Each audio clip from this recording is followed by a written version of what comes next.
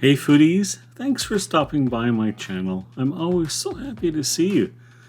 Today is Good Friday, and instead of having meat today, we're gonna have some soy protein pasta sauce.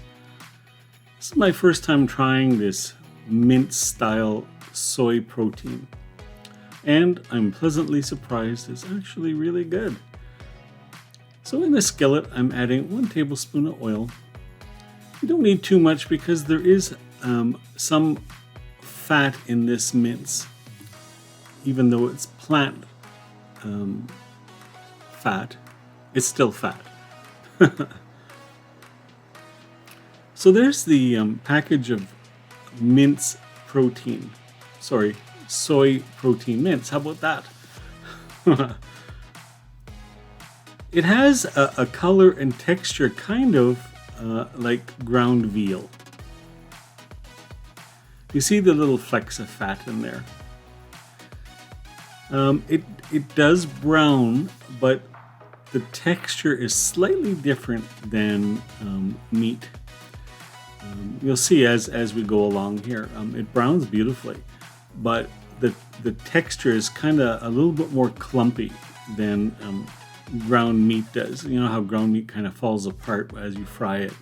This kind of sticks together, so you really have to take some time and punch it up and get little pieces. You don't want huge chunks of meat in your or soy in your pasta sauce. I'm seasoning with some salt and pepper. If you like your pasta sauce hot, please add some cayenne or some hot sauce, whatever you like.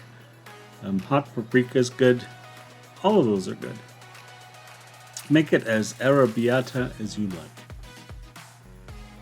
You can see the mince is starting to turn brown. It is giving off some juice.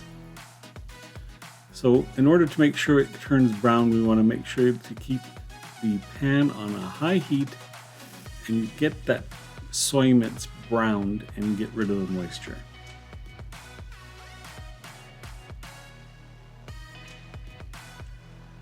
To that now I'm adding some Italian seasoning. The amount depends on how much you like it. Just be careful not to put too much because it can get soapy tasting if you use too much of it. Oregano in huge quantities is not good. I'm also adding a product called roasted garlic and peppers. This is so good if you want to add some background note to a dish you're making without having to roast and chop all your own peppers and garlic. This is all done for you, it's ready, and it's delicious. The aromas coming off the pan between the Italian seasoning and the roasted garlic and peppers is just awesome.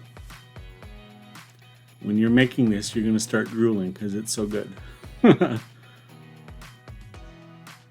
Keep moving it around. We want to make sure that every little piece of meat is brown. And you can see I'm still trying to tap the pieces smaller because they do clump together.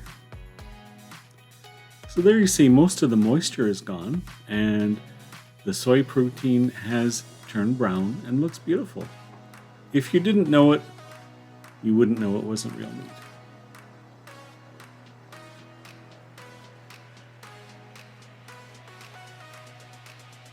So to this mixture, I'm adding 2 tablespoons of fresh garlic. I'm adding 1 onion and 1 sweet pepper that I've diced. I like to keep them pretty chunky because I don't want them to totally disintegrate in the sauce. You know me by now that I always like to see little bits of things so I know what I'm eating. I also like the texture of the onions and the peppers when they're not totally cooked out and mushy. I like a little bit of bite to them. They just add a little bit more interest to your sauce. Doesn't that look good? You would never know that that wasn't real meat.